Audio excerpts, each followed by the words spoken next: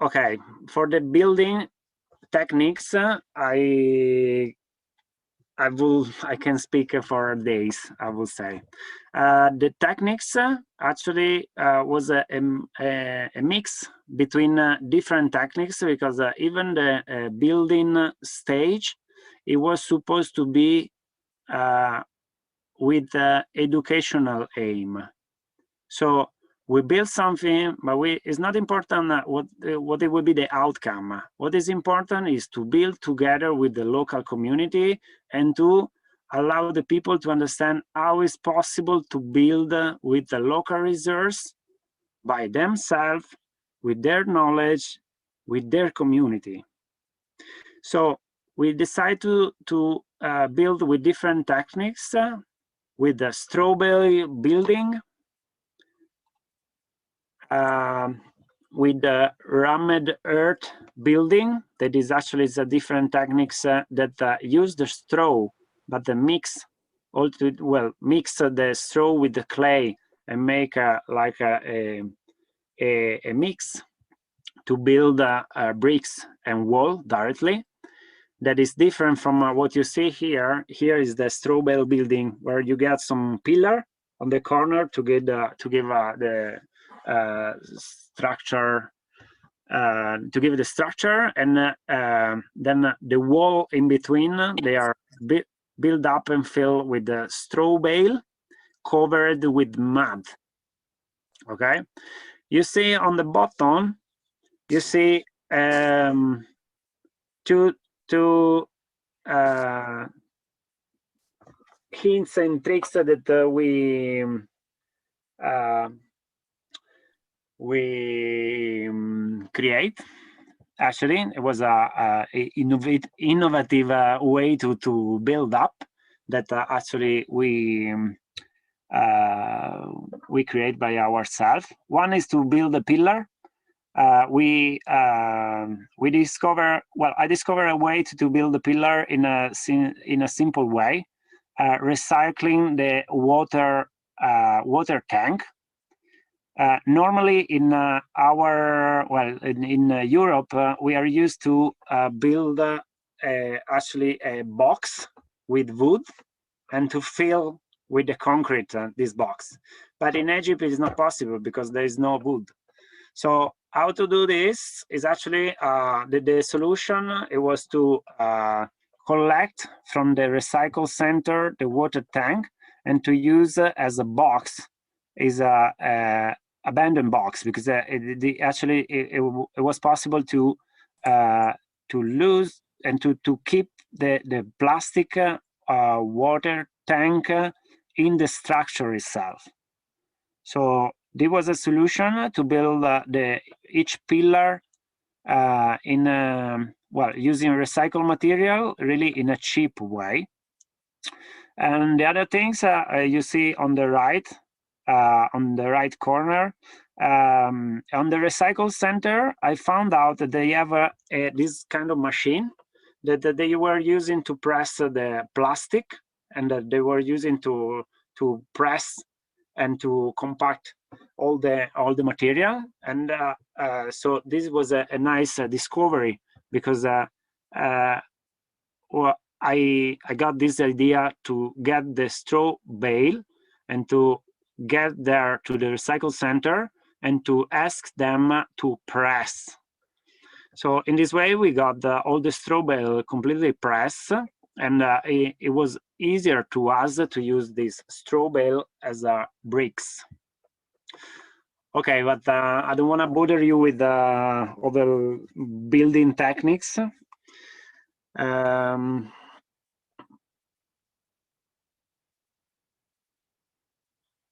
The main outcome of the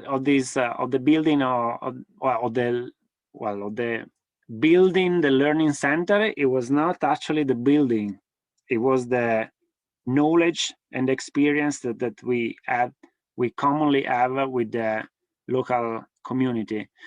You see, even on the back on the image in the center, you see there is a wall. Okay, the wall is built up with concrete brick.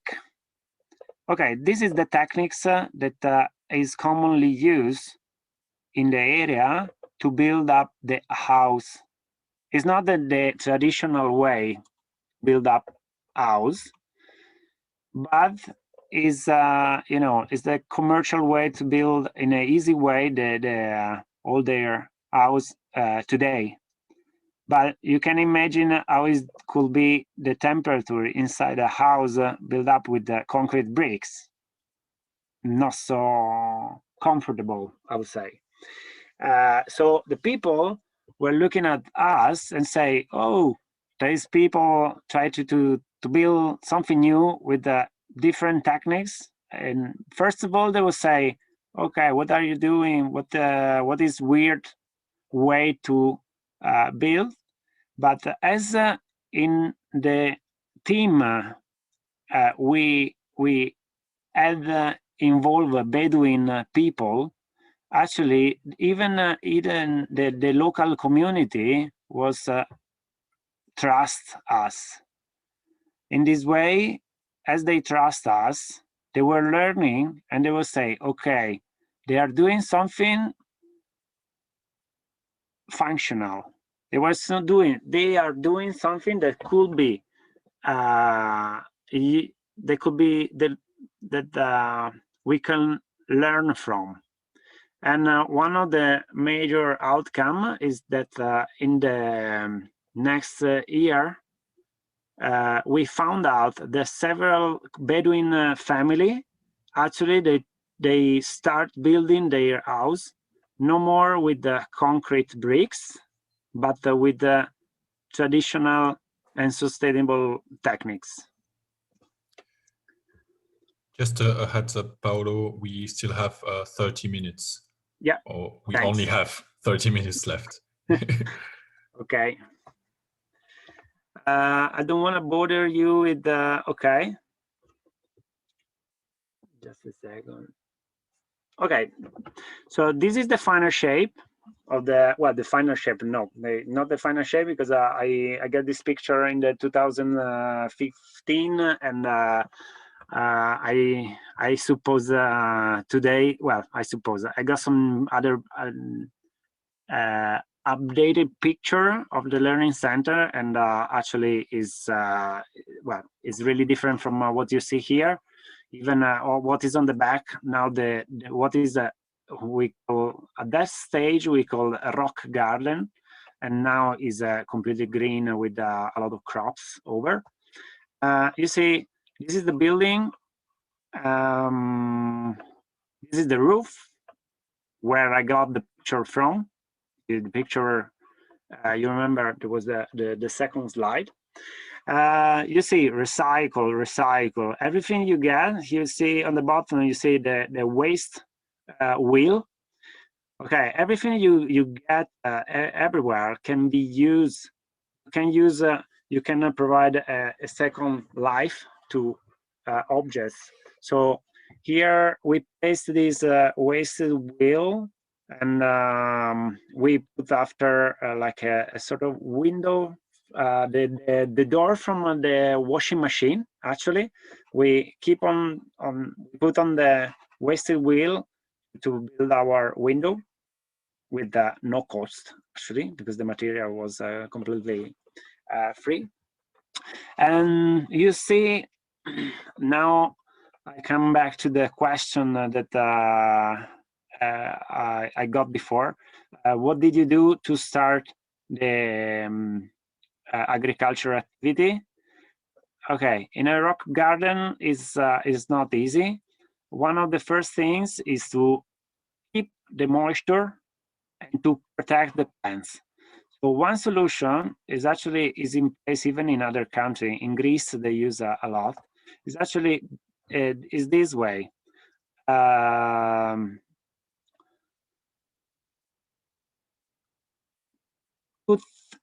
you know, the strategy or the aim is this one. If you have some plants, you have to protect from the sunlight, and you have to, and the aim is to keep the water close where in the place where the plants has the roots. Okay, try to protect this part, digging down. So one approach and strategy that we had was this one. We dig down a trench and we put the water hose down there, so with a deep irrigation, and we put plants at the bottom of the trench. So in this way, you protect the water from the evaporation, even if some organic matter is added to the soil.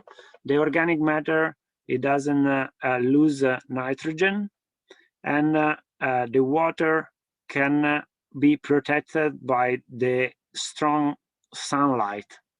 So this was one solution. And what is on the top? You see what I saw before. You saw is a lightly undulating profile of the soil. And the undulating profile is a tendency to cap the initial foundation for the garden design. Okay, so we try to use the natural profile of the surface to increase the differences between you see, I will say, okay, you see on the top, you see different straight lines where every time you dig down in the ground, you get some part of the line that is under the sunlight and the other on the shade. So as this is a functional pattern that we discovered in the desert, we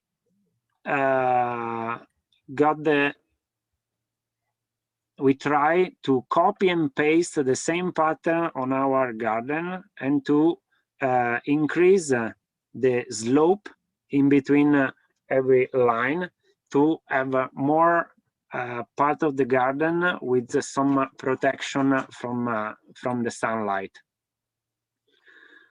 The picture that we have here are at the first stage of the we say the rock garden. But you see either you see down in on the left we have a banana plants. In the middle, I don't remember which is the species, but you see we cover every time a plant was put in place. Actually, we decide to cover the bottom of the plants with the rocks, because the rocks at the same have the capacity in the morning to collect some dew water drop, and putting the rock on the top of the soil at the bottom of the plant actually stop the evaporation of the water, collect the dew drop in the morning, and keep the organic matter that we fill up the soil there. So there is a sort of protection. Yeah. Excuse me, Paolo. We only have 20 minutes before the end of the workshop, so just keeping an eye on time if you want to perform the exercise. Okay, thanks.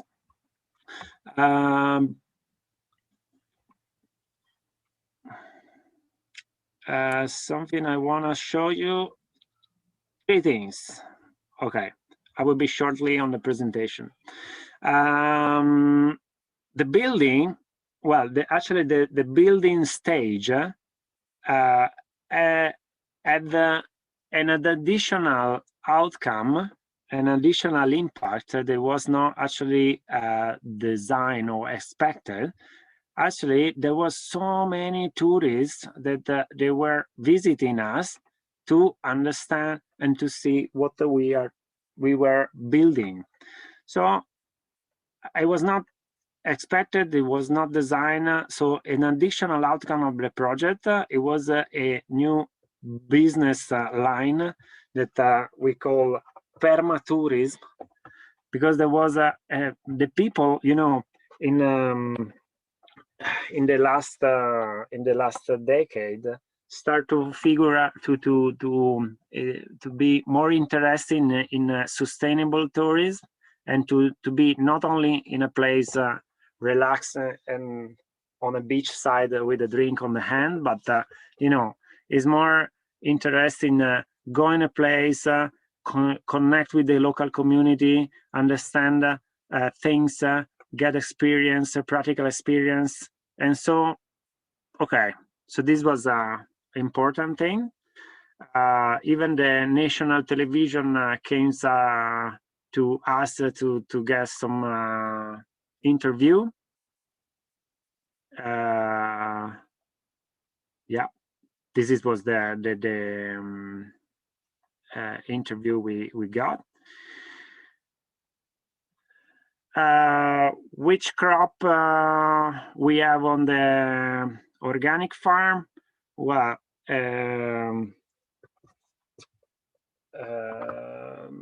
dates.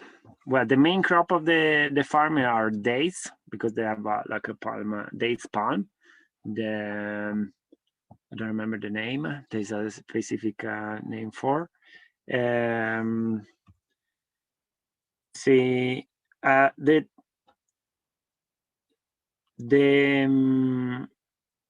most productive species we discover is trivial, but are the species that like the salty water, because the water comes from the mountain, but mainly from is a pump up from the under surface of the ground, and well, it's not salty, but as more as they pump the water, as more salinity increase. So this is another problem that well, in the next year we will try to to sort it out. No, on the right, moringa. Moringa is one of the main crop that are pushing a lot of business, because moringa is like the spirulina, is one of the super food with a lot of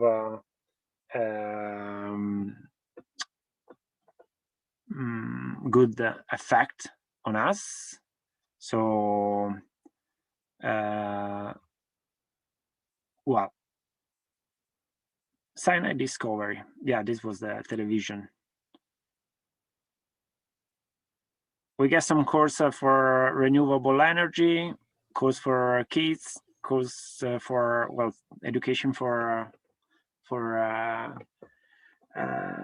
women.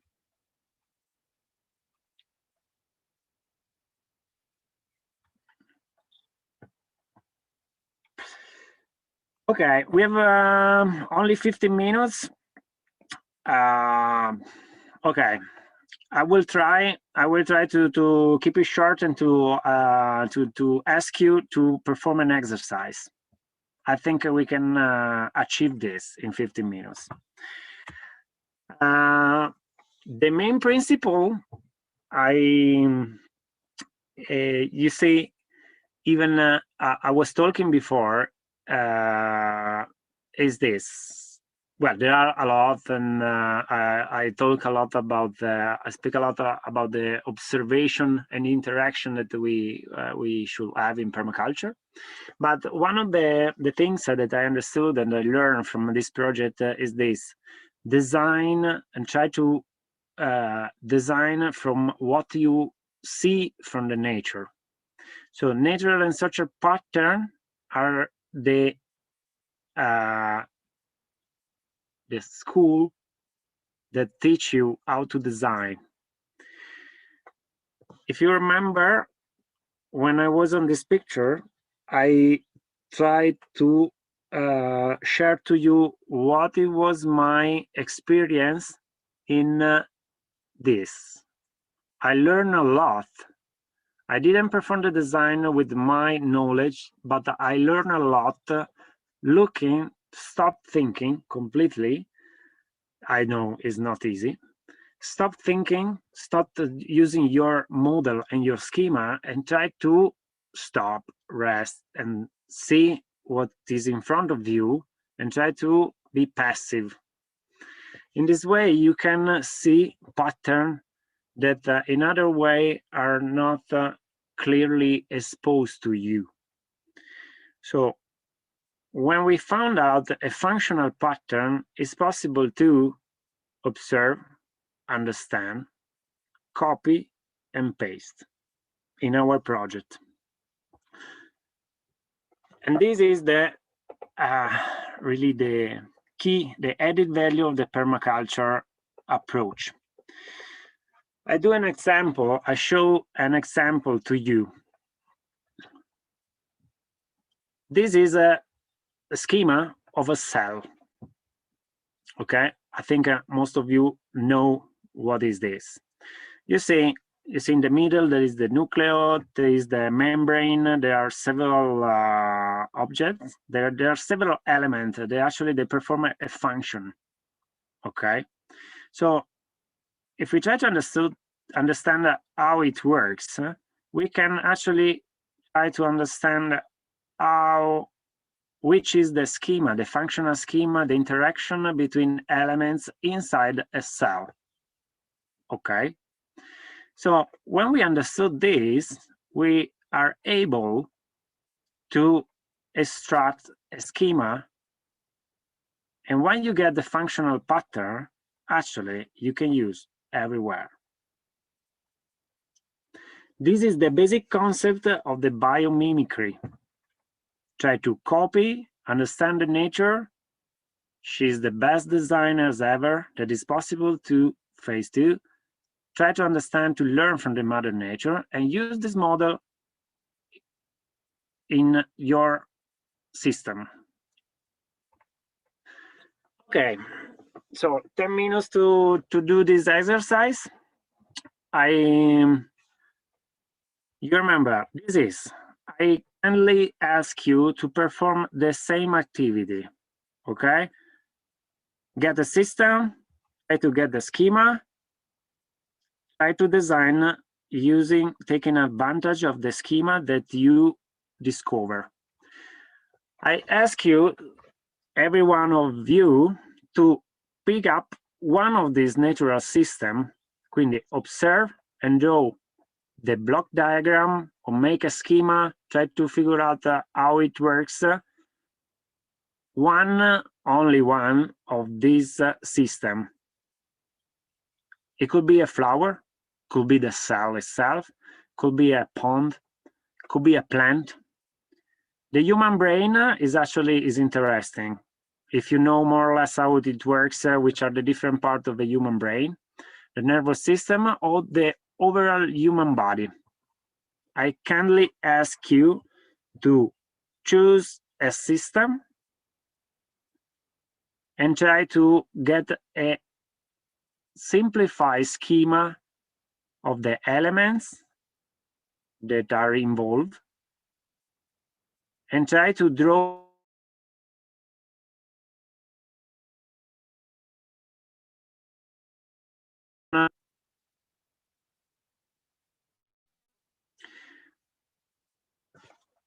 once that you have done this step, you can simplify a bit, because normally it's better to simplify, because we have this we normally go on we prefer complexity, so it's better from the first schema that you get, try to simplify, try to get a functional pattern, and try to design something. It could be a farm, or try to sketch a possible design of a farm, try to using this functional schema. Do you have a question? A lot. When whilst people are choosing their system to start the exercise, and go get their pencils and so on, there are a couple of questions from Ezio in the chat. Yeah.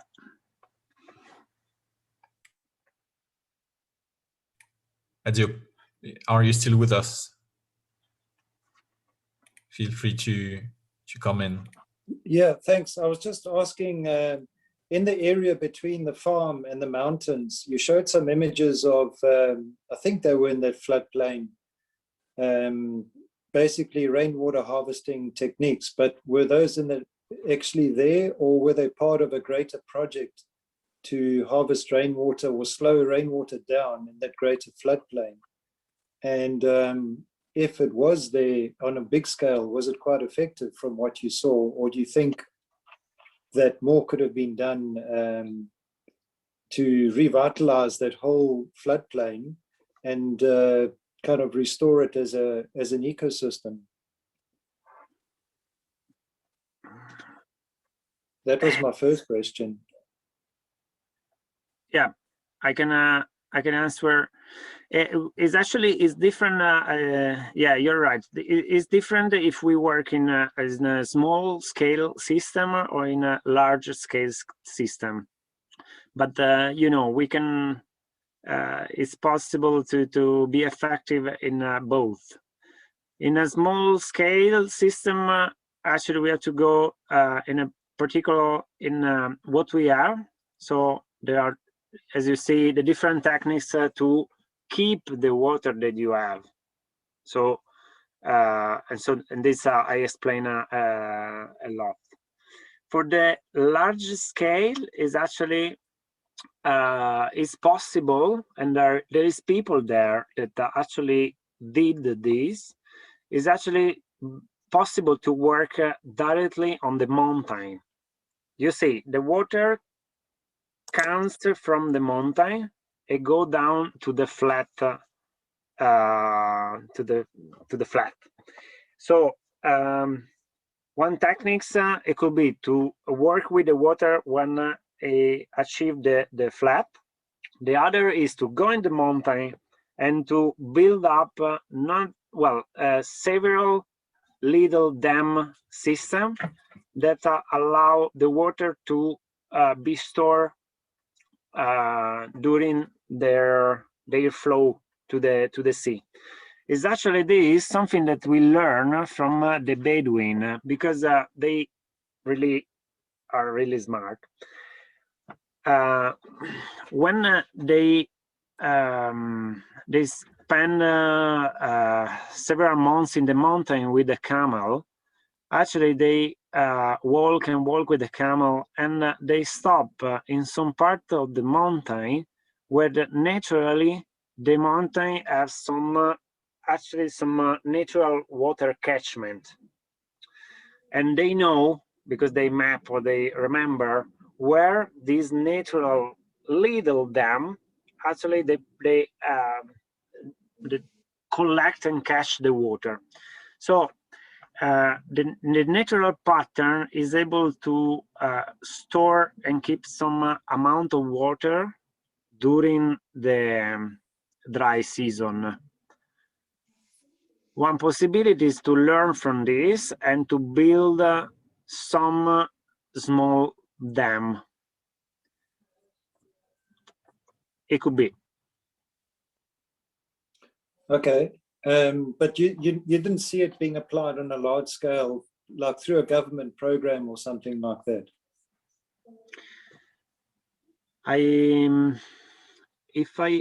would like to show, sorry, but I would like to show you a slide. One of the first one.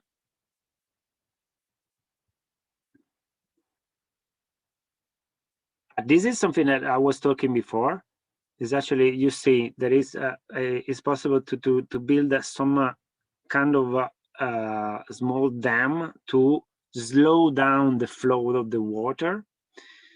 And you see, this is on the right. This is from the Bill Mollison Permaculture Design Manual. You see, when the water came down, it's possible to stop with the barriers, stone barriers, the flow of the water. And coming back to your question, you see, I don't know if you see the mouse pointer. You see the flow comes from the mountain, and you see there is a you see where there is the red circle on the left. You see a sort of arrow. So you see the water comes down from the mountain, and it is naturally produce a water flooding over the area. You see, there is a not a natural shape. It's like a V toward the east, we say. And these actually have been built by the Israeli government to defend the local community from the water flooding. It's okay. It was, and now there is no more flooding in February, where the people has the village. But on the other hand, they have no more silt. And so this is, you know, every time there is an action is smart. We have to understand previously the possible consequence. I would say it's possible to, you know, to manage water, but every time, as we know, we have to deal with consequence of you know, of this action, because in some cases you don't have water in other place, and in this case, for example, there is no more silt and clay in the village where actually the people has the farm. Paolo, we're running out of time. Yeah. Maybe we can go back to the exercise.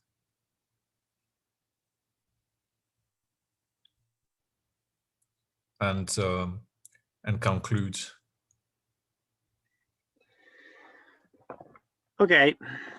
So this exercise is actually, well, time consuming, I say, because for sure. But I will suggest to you to actually to try to perform this kind of exercise, because you will find really some smart, and I will say beautiful, because it comes from nature, solution that you could apply to your project.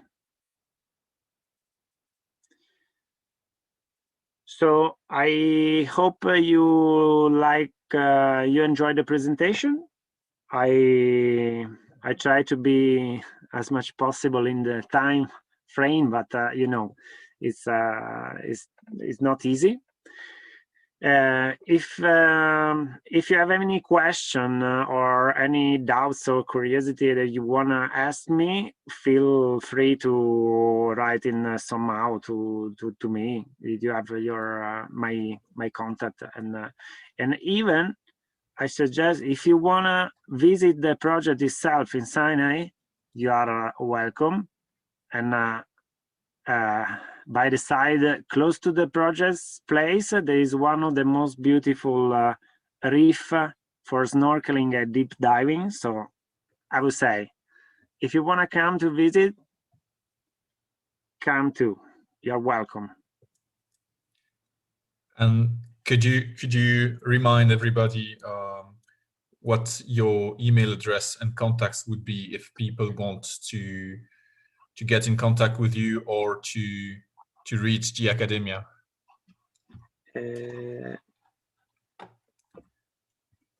Yeah.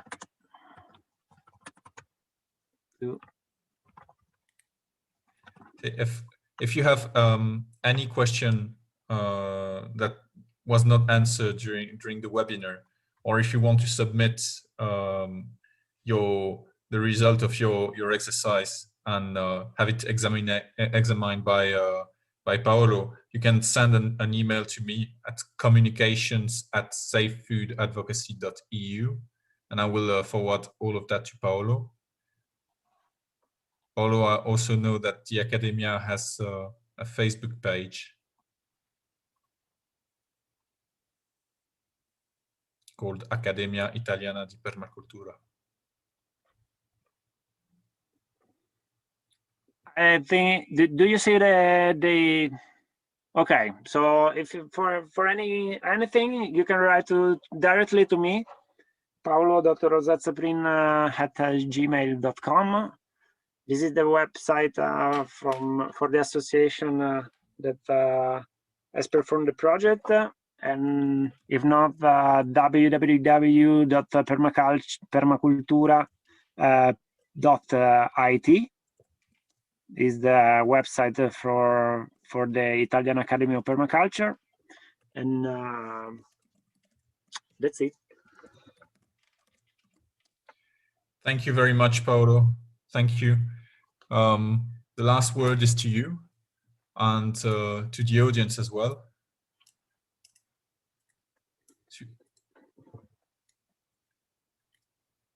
If there is no closing words, we can end the webinar here. A big thank you to Paolo for this presentation. Has been very interesting, very long. There are many things to talk about. Yeah. We would have liked to have 1 hour more of discussions, but unfortunately time is running short for everybody. I'll end the session the same way we started it, by asking everybody to unmute themselves and to open their camera, just to say hi and goodbye. It's nicer to be able to see each other, even if we are not physically in the same room. Paolo should take off his screen. Indeed. If you can unshare your screen, Paolo, so that we can see everybody. Anyway, thank you very much, Paolo, for your presentation and for your work that is behind the presentation. Thank you very much. Thank you to the almost 40 people who were there with us during the workshop. Some of you already left, but we still have a fair amount of you here. So I'm saying au revoir to everybody, and merci beaucoup. Thank you, Paolo. Dankeschön. Grazie mille. a tutti. Grazie. Ciao. Grazie, thank you.